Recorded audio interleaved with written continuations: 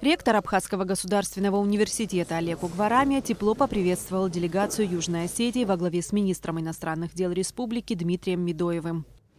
В этом году и у нас 90-летие нашего вуза. Юго-Остинский университет тоже празднует юбилей.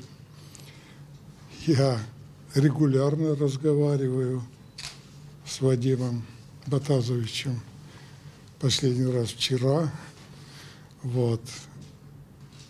И был лично у вас дважды Приднестровский, Арцахский, Юго-Остинский и Абхазский университет создали в свое время ассоциацию университетов самоопределившихся государств. А потом, когда признали Южную Осетию и Абхазию, мы назвали Ассоциация университетов новейших государств. И дай Бог, чтобы мы по-настоящему друг с другом стали общаться.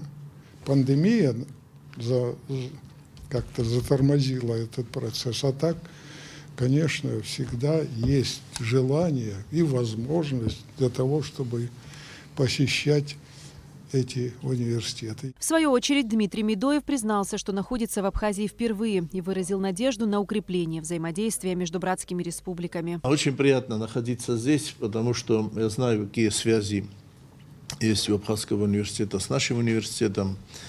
Между вами и ректором нашего университета Вадимом Тедеевым существует прекрасный диалог. Есть разные программы и обмены. Один из проектов новых, которые мы хотим запустить, это «Гордость Абхазии», который здесь уже существует, и мы хотим его запустить у себя. И вот приехали как раз в том числе и за обменом опыта.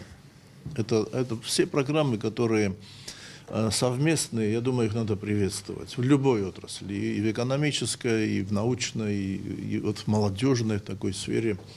Конечно, большой приоритет. В беседе была затронута и болезненная для Абхазии и Южной Осетии тема войны. Это была не просто, война против территорий, за территории и так далее, но это была война за полное уничтожение вообще культуры, языка, этноса и так далее.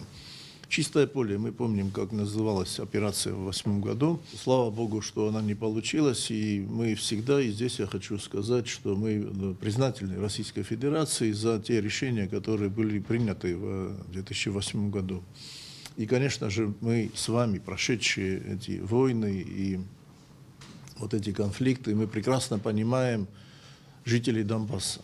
Прекрасно понимаем, мы их поддерживаем. В университет также были приглашены беженцы из Донбасса, находящиеся в Абхазии. Для них была организована экскурсия по образовательному учреждению. Также им преподнесли памятные подарки. Эсма Гуланзе, Михаил Братухин, Абхазское телевидение.